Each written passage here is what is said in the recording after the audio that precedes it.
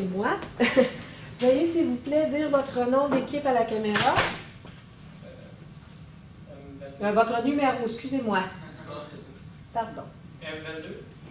Vous avez 15 minutes pour la présentation. Je vous montrerai le temps restant à l'aide de cartons aux 7, 4 et 2 minutes ainsi qu'aux 30 secondes restantes. Je ferai le décompte des 5 dernières secondes avec mes doigts. J'afficherai un carton indiquant la fin de votre présentation. Une période de questions d'une durée de 5 minutes chronométrée suivra. Après les 5 minutes, j'annoncerai la fin de celle-ci. Si vous êtes en train de répondre à une question, veuillez brièvement conclure. Vous ne devez en aucun temps dévoiler la provenance de votre cégep sous peine de disqualification immédiate. Veuillez s'il vous plaît rester dans la zone de captation vidéo délimitée par les marques au sol. À tous les observateurs, le silence vous sera demandé tout au long de la présentation et de la période de questions. Si vous désirez applaudir, vous devrez attendre la fin de la période de questions. Vous ne devez en aucun temps dévoiler la provenance de l'équipe qui présente. Aucune entrée ni sortie de la salle n'est permise durant la présentation ou la période de questions. Veuillez éteindre les sonneries de vos téléphones. J'inviterai maintenant les juges à se présenter et vous pourrez par la suite débuter votre présentation.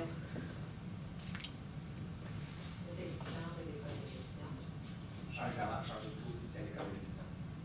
Rien de trois mots, chez les gens.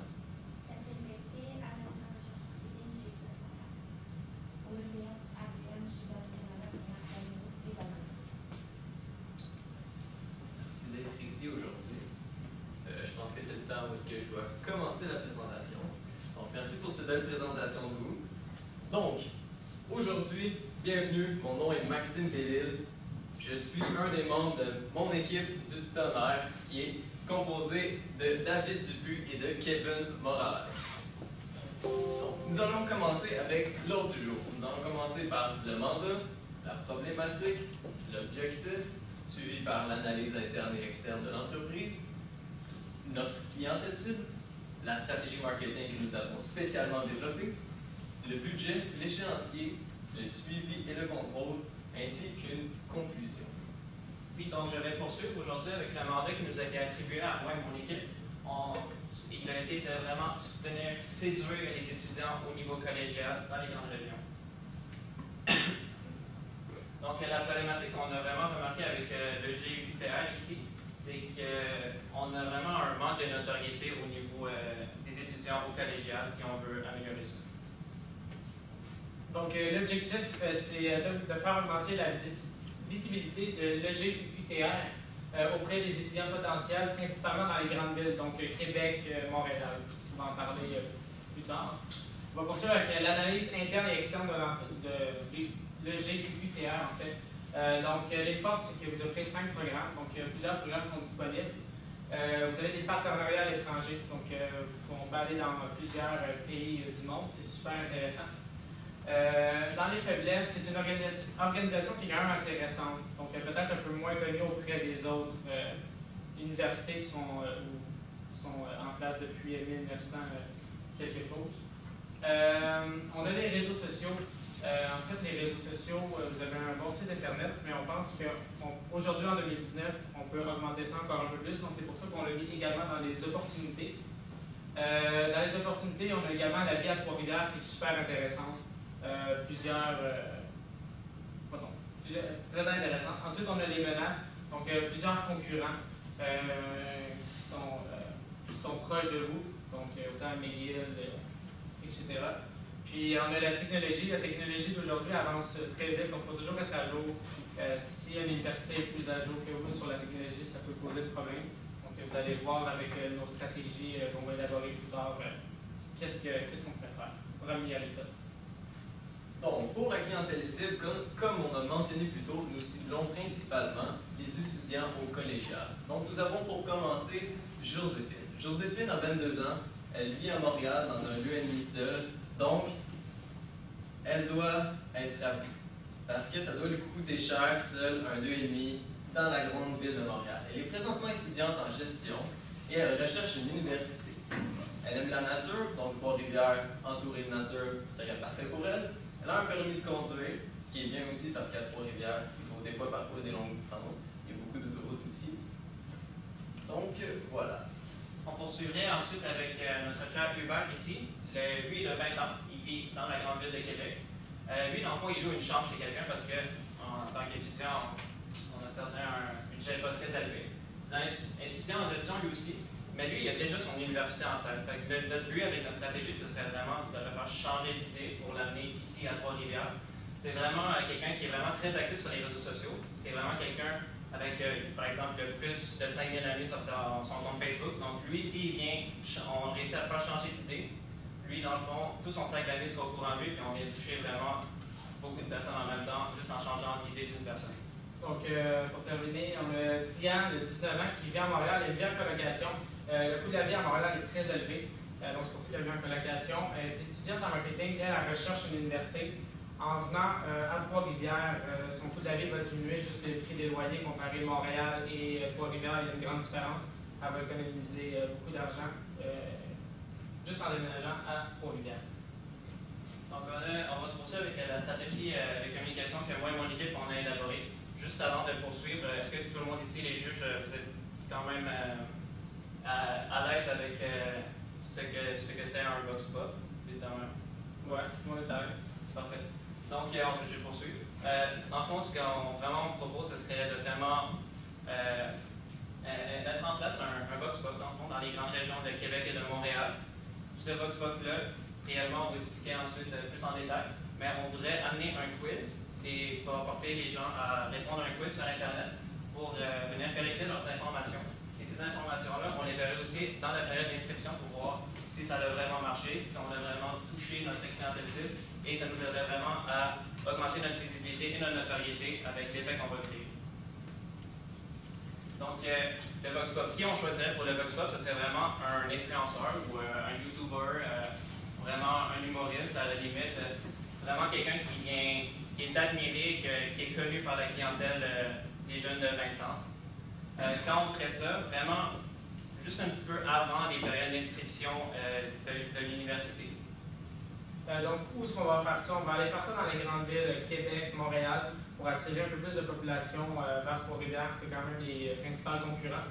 Comment on va faire ça? Donc, durant le Vox Pop, on va parler de qu'est-ce que c'est la vie à Trois-Rivières, qu'est-ce que c'est le GIQTR, c'est quoi, donc c'est ça, tout ça, dans le but de démarquer les points forts de l'université.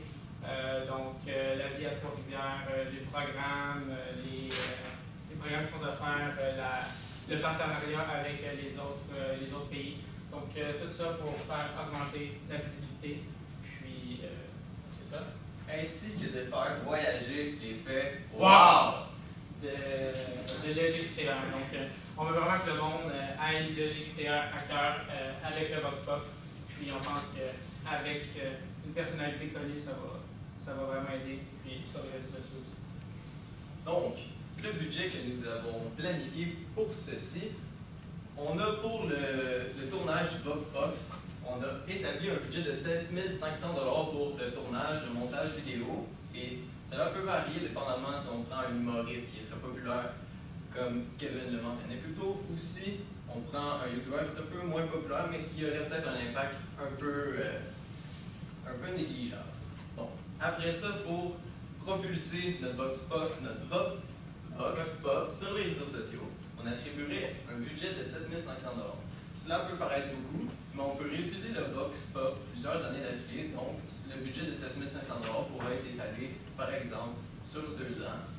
Et puis, voilà. Le 10 000 $ dans les prix pourrait aussi être étalé sur 2 ans. On parlait d'un quiz tantôt.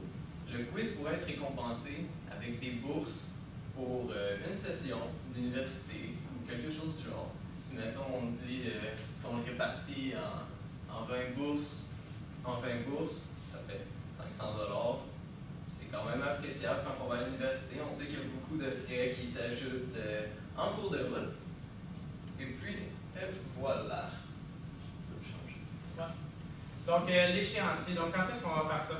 Le Vox Pop va se faire à chaque... ouais, je commence. Donc, l'échéancier. Le Vox Pop va se faire avant la période d'inscription pour l'université, où ce que les élèves là, pensent vraiment à quelle université ils vont choisir. Donc, ça va faire influencer les demandes d'inscription.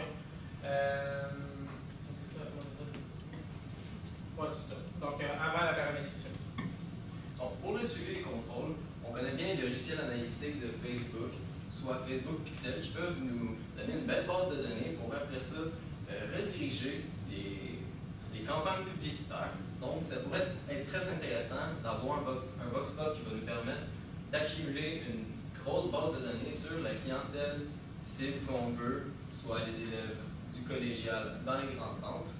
Et puis aussi, lorsqu'on remplit le quiz, on va demander les informations de base, comme le courriel. Donc, par la suite, il y aurait même possibilité de faire du marketing direct avec eux pour leur rappeler que le GUQTR est présent. Ce qui est le fun, c'est qu'avec le code postal, on va savoir quelle région du Québec on a réussi à toucher avec le VoxPop. Donc, plusieurs, on va savoir si c'est allé plus loin que Montréal et Québec. Donc, si on a réussi à toucher un élève de Shawinigan, mettons, ben, ça serait super intéressant pour nous d'avoir des inscriptions qu'ailleurs que les grandes villes. Donc, on espère qu'avec le VoxPop, le monde va partager le VoxPop, puis ça va se rendre partout à travers le Québec. Donc, pour conclure, on a une stratégie innovante avec un Vox qui serait très intéressant, humoristique, ce qui amènerait l'effet « wow » encore une fois. Et on croit vraiment en notre stratégie puisque c'est une très belle université. Et puis, donc, c'est ça. Donc, on croit en notre stratégie à cause que, pour le VoxPop, donc c'est une super belle université. Aujourd'hui, les réseaux sociaux prennent une majeure partie de notre vie. On est toujours sur nos téléphones, on est toujours connectés, donc c'est sûr qu'on va voir passer le VoxPop. Les étudiants vont s'inscrire à l'université grâce à ça. Tous les partages, toutes les mentions j'aime qu'il va avoir. Puis donc, quand est-ce qu'on tourne la vidéo? Quand est-ce qu'on fait le VoxPop? Merci beaucoup.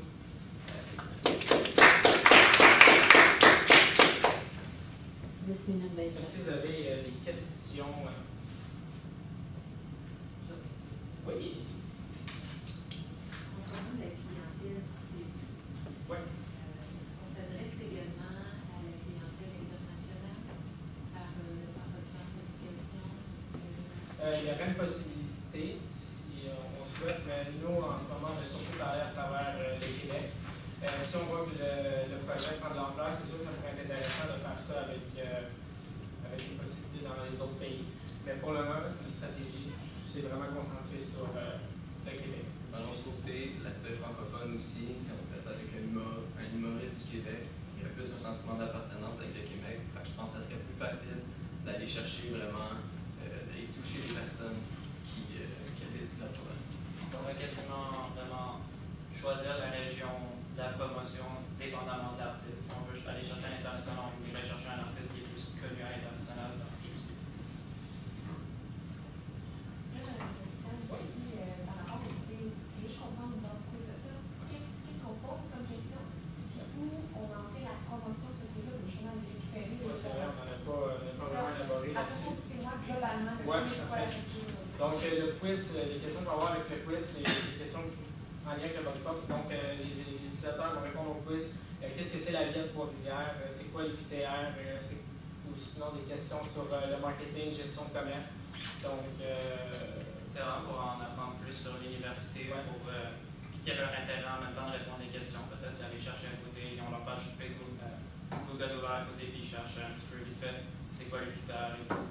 Dans le fond, le quiz il va être à la fin du VoxPop. Dans le fond, d'inviter l'audience à aller répondre sur Internet, sur, par exemple, le site Internet de l'UQTR ou la page Facebook, en même temps aller chercher des vues, des likes, etc. pas de penser, oui. Mais vous êtes plus sur. Vous voulez tester les connaissances des gens sur En fait, l'UQTR ou sur l'UQTR? Si on veut, la première question, c'est si on veut prendre Pendant votre quiz, est-ce que vous posez des questions sur l'UQTR en général? le GQTR, vraiment sur le commerce. Ainsi que c'est des questions sur la vie à Trois-Rivières pour qu'ils comparent avec leur vie actuelle, pour leur montrer vraiment qu'il y a vraiment beaucoup d'avantages d'avenir à Trois-Rivières comparé à être dans les grandes villes. Je comprends, c'est bien parce que l'objectif de notoriété a été bien ciblé, votre outil stratégique déployé va répondre à la notoriété. Mais comment on va s'assurer? En fait, en deux questions, c'est quoi la différence école de gestion immobilière par rapport aux autres options qu'a un étudiant d'administration? Puis comment on va s'assurer que cette différenciation-là apparaisse dans le contenu des quiz? Ben, justement, par exemple, dans le box pop, on en parlerait, par exemple, si c'est un humoriste, les gens aiment ça l'humour, par exemple, tu viens ici, l'humoriste, il est dans, par exemple, un petit peu de loyer en ce moment, en étant à l'université au Cégep à Montréal, il aurait donc 700, 800, 900 $. Il vit dans un 2,5, il loue une chambre chez sa mère. Par exemple, tu lui disais, tu savais que pour la moitié du même prix, tu pourrais avoir ton appartement tout seul à Trois-Rivières, par exemple. Donc, c'est vraiment, le but, c'est vraiment de montrer que leur qualité de vie elle augmenterait et serait vraiment meilleure ici à Trois-Rivières. La différence, c'est le coût, c'est la qualité. Le coût de la vie, c'est le mode de vie, comme tu l'as vu. Ça serait pas, comme vous disiez, ça serait pas focusé sur, mettons, les cinq types de cours que vous avez apportés ou les cours hybrides. On essaierait plus d'apporter le côté la vie à Trois-Rivières. La vie à Trois-Rivières. Pourquoi que Trois-Rivières, c'est l'emplacement idéal? Parce que, oui, il y a beaucoup d'écoles qui apportent qui ont des programmes de gestion de commerce. Puis, oui, ils ont toutes des similarités. Ici, c'est peut-être la meilleure, oui. Nous, on a décidé de focuser plus sur l'environnement dans lequel on apprend, parce que ça aussi, c'est très important.